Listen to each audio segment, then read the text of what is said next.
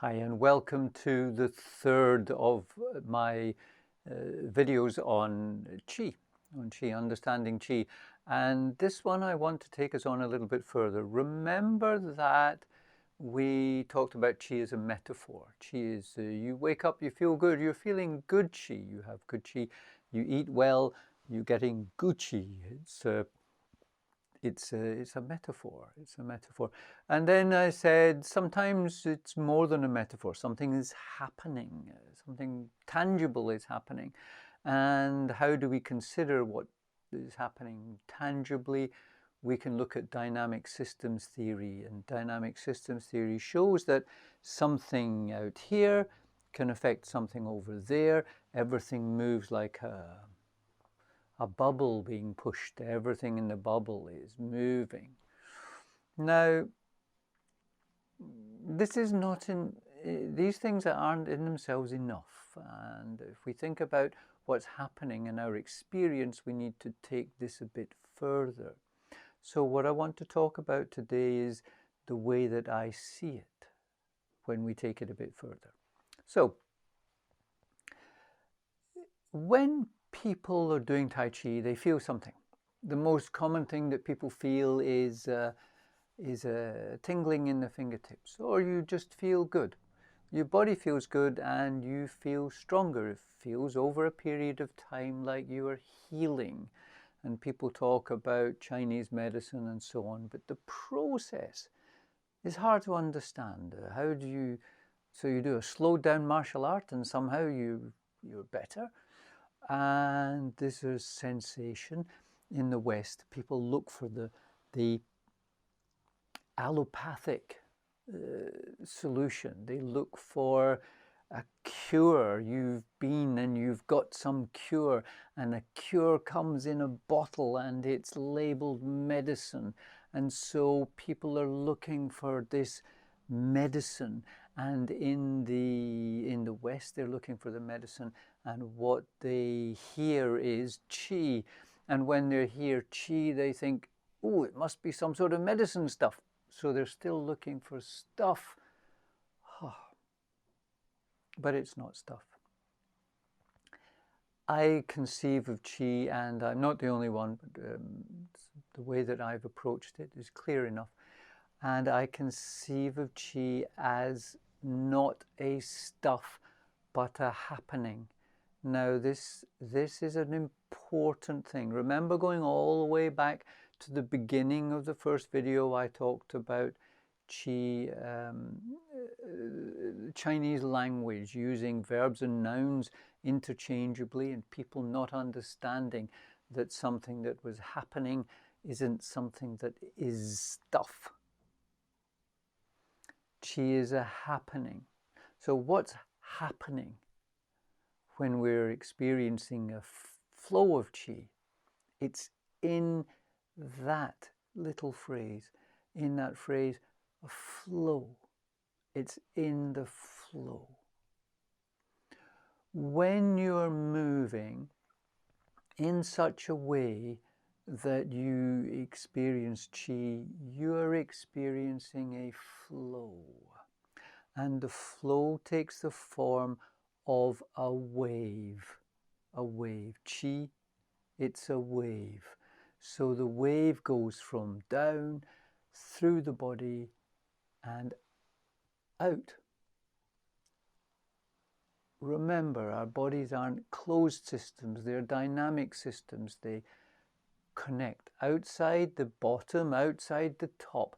When we move from bottom to top. There is a flow. Indeed, from top to bottom. The flow is what makes it, what is the Qi, it's the flow. And the flow is in the form of a wave. And how do we make a wave pass through us? Well, we move in a certain way. So when people were learning martial arts and they wanted to be martial artists, I'll give you a sideways for this. They wanted to punch someone. Punch someone. Okay, works. A punch, a punch, punch. And then they wanted to generate more power in the punch, so they practiced this motion. generate more power. Now, they're moving their body in a way where all of the body's engaged, and you might want to go back to saying energy flows from the ground through the body to the punch. You're not just, you're flowing all the way through. This is not it. This is just the beginning of it. So what next? Well, what happens is when you start to slow this process down, you make a connection with what's going on inside of you. Now, in the Chinese martial arts, they talk about the Neigong, the inside work, and it's separated from the external. So internal and external are seen separately, or they're separated out in discussion. And when you make this movement and your body moves all nicely, what you see is the external. What you feel happening inside of you, that's the internal, inside you. So what comes inside, this is the internal. Now, the big key is when you move externally and you move well externally, your shape well, you're flowing your movements. When this happens, what happens inside you feels different, and martial artists discovered this simply by practicing. When I practice my hard arts, I can feel something within me. I can feel the internal, and I can choose to tune into it. So I can say, how does that feel? I can feel it in my skin. I can feel it in my muscles. I can feel it in my tendons, my ligaments. I can feel it then in my nerves and in my bones. I can feel it. And people become attuned to feeling, and then they say, how about we stop thinking about hitting the other guy and we start thinking about how we make that feeling change. When you conceive of the feeling as a wave, you can change it by waving differently, waving effectively. I wave like this. It might look good for some sort of dance, but it's not. The wave is interrupted. Something's creating a barrier or a blockage. I'm tense. I can't wave. Okay.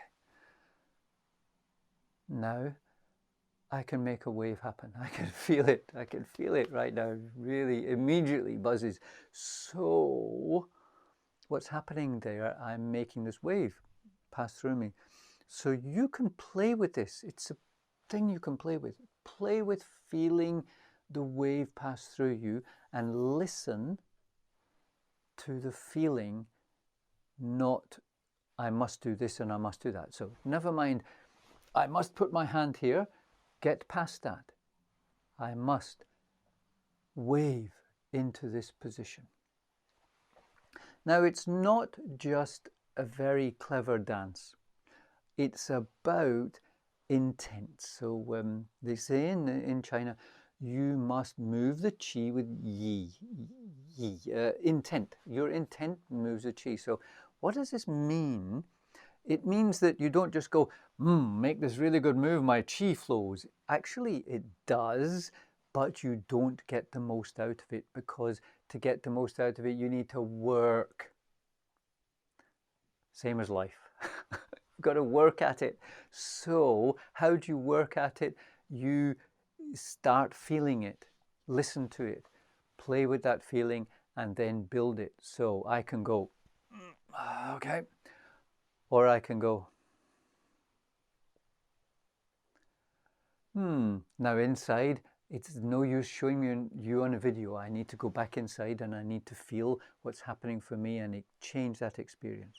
Okay, so you can change the wave by adapting how you work, and also focusing your attention on the inner experience and making the wave happen. If you understand it as a wave, it will be helpful. Okay, so why does a wave heal us? Big question. easy to see it as a wave. What's the wave coming through? So there's basically a couple of ways of perceiving this. Maybe we could make it three, depending upon how you look at it. So the first thing is, when you wave through your body, it helps to align. It helps to align you. When you make a wave happen, we're going all the way back almost to the metaphor part. When I want a wave to come through this arm, and this bit is stiff, when I relax this bit, then the wave I can feel the wave coming through me. When I feel the wave coming through me, and it's nice, simply what I've done is I've aligned my body better, and I've softened the muscles, and I've disposed of tension. Just making the feeling work does those important things for the way that your body functions. So it's sort of structural. Also, blood. A good example is blood. It applies to everything, but a good example is blood. Blood carries oxygen and nutrients to the cells. The cells are filled with water, and the water between the cells, so inside the cells and outside the cells, water. There's loads of water. And in this aquatic context situation, in this water-filled situation, a wave helps to align things. Put your hands in a murky pool and just draw your hands across the top. See how everything aligns. You're not just aligning the external, everything pushed by the wave is being aligned. So your blood vessels are aligned, your nerves are aligned, your blood vessels are aligned, the nutrients work, the oxygen reaches your cells right down to a cellular level and below. So the first way, the wave smooths out, puts in proper dimension, proper alignment, all the parts of your body. Really deep down. There's a slightly more conjectural analysis than this, and it's that, but it's still worth considering. It's to do with two different things. One, the understanding of connective tissue. So when I say that the cells are filled with water and is surrounded by water, a great deal of our body, maybe 2/3 of it, is made up not of organs or bones or whatever, but connective tissue, lumps of stuff. If you open us up, please don't try this at home, if you open us up, you don't just find organs hanging about in the middle of us, you find all sorts of stuff. And this stuff is tissue that connects everything together. This tissue is said by some people to carry or have the possibility of carrying a very small electromagnetic current, so that if you move your body in a certain way, you make the connective tissue pass a current, a very small current, but a noticeable current. And that's why you feel such a feeling. So it's not just everything's in line. If you say, well, why do people feel a buzzing when it's in line? Well, you feel a buzzing because you're making this current move.